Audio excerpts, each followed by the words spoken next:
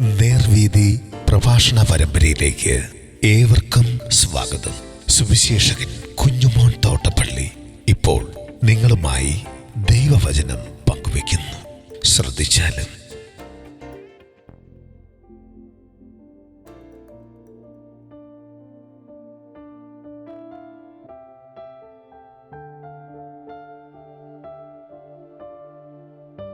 ഇതാ നിന്റെ രാജാവ് കഴുത്തുകുട്ടിപ്പുറത്ത്. ദൈവനാമത്തിന് മഹത്വമുണ്ടാകട്ടെ. യോഹന്നാൻ സുവിശേഷം 12-ാം അധ്യായത്തിന്റെ 12 മുതൽ 15 വരെയുള്ള വാക്യങ്ങൾ ഞാൻ വായിക്കുന്നത് ശ്രദ്ധിച്ചാലും. പിറ്റേന്ന് പെരുന്നാൾക്ക് വന്നൊരു വലിയ പുരുഷാരം യേശു യെരൂശലേമിലേക്ക് വരുന്നു എന്ന് കേട്ടിട്ട് ഈന്തപ്പനയുടെ കുരുത്തോല എടുത്തുകൊണ്ട് അവനെ എതിരേൽപ്പാൻ ചെന്നു. ഹോശന്നാ, ഇസ്രായേലിന്റെ രാജാവായ കർത്താവിന്റെ നാമത്തിൽ വരുന്നവൻ വാഴ്ത്തപ്പെട്ടവൻ എന്നാർത്തു.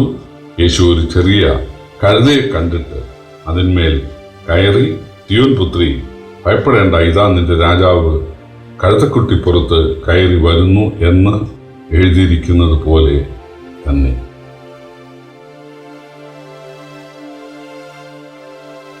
നമ്മുടെ കർത്താവ് പെസഹ പെരുന്നാളിന്റെ ആ ദിവസങ്ങളിലൊക്കെ യെരൂശലേമിലുണ്ടായിരുന്നു. വൈകുന്നേരത്ത് ബേഥാനിയയിലേക്ക് പോകും.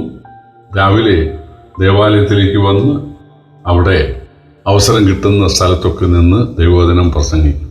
അപ്പോൾ യേശു ബേഥാനിയയിൽ നിന്ന് യെരൂശലേമിലേക്ക് വരുന്നുവെന്നറിഞ്ഞ ആളുകൾ ആ ബേഥാനിയയിലേക്ക് അല്ലെങ്കിൽ ബെത്ഫാഗയിലേക്ക്, ഒരു മലയിലേക്ക് കയറ്റം കയറി ചെന്നിട്ട് അവര് വഴിക്ക് കണ്ട ഈന്തപ്പനയിൽ നിന്നും കുരുത്തോലകൾ പറിച്ചെടുത്തു.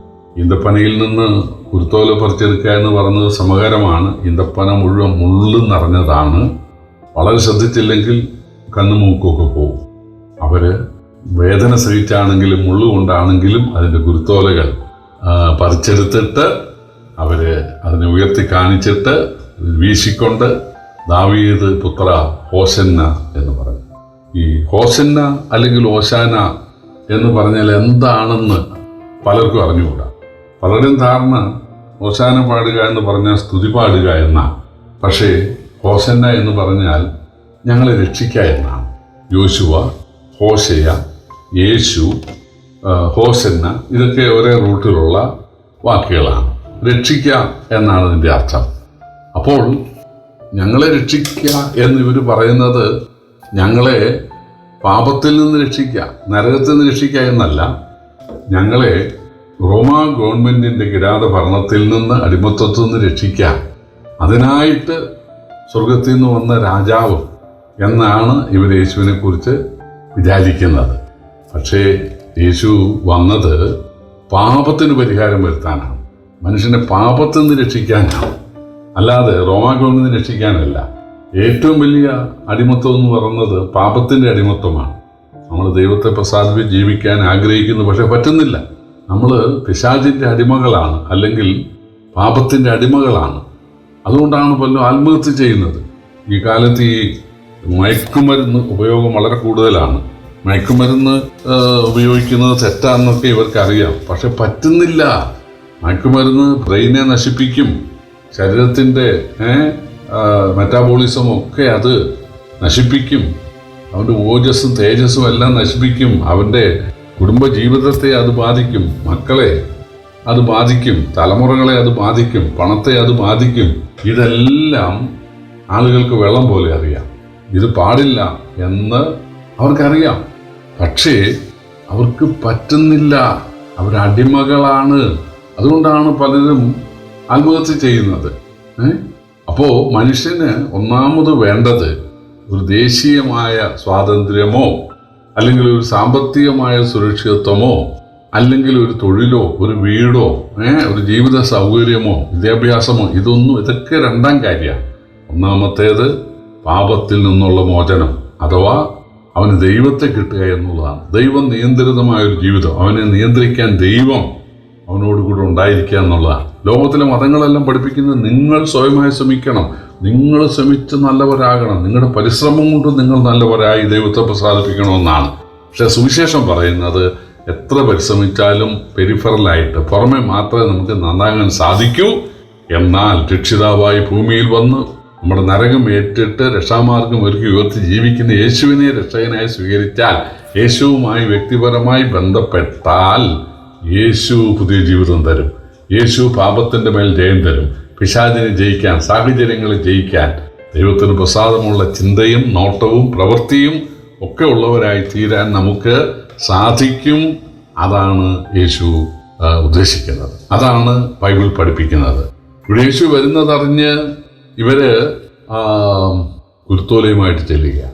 ഇന്നത്തെ കാലത്ത് ആളുകൾ കുരുത്തോല വീട്ടിലേക്ക് കൊണ്ടുവരുന്നതായിട്ട് കാണുന്നുണ്ട്. പക്ഷേ അന്നത്തെ കാലത്ത് ആളുകൾ യേശുവിൻ്റെ അടുത്തേക്ക് കുരുത്തോല കൊണ്ടുവന്ന് വഴിയിൽ വിതറുകയായിരുന്നു യേശുവിന് നടക്കാൻ. എന്തായാലും യേശു ഒരു കഴുതപ്പുറത്താണ് യെരുശലേമിലേക്ക് വന്നത്. എല്ലാ ദിവസവും കഴുതപ്പുറത്തായിരുന്നില്ല, പക്ഷേ ഒരു ദിവസം മാത്രം. കാരണം അതൊരു പ്രവചന നിവൃത്തിയായിരുന്നു. സെഖര്യാവിന്റെ പ്രവചനം 9-ാം അധ്യായം 9-ാം വാക്യത്തിൽ എഴുതിയിട്ടുണ്ട്, ഇതാ നിന്റെ രാജാവ് സൗമ്യനായി കഴുതക്കുട്ടിയുടെ പുറത്ത് ജയശാലിയായിട്ട് വരുന്നു.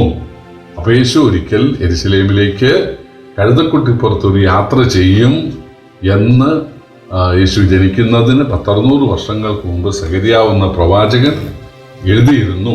അതനുസരിച്ചാണ് ഇപ്പോൾ യേശു കഴുതപ്പുറത്ത് കയറി വരുന്നത്.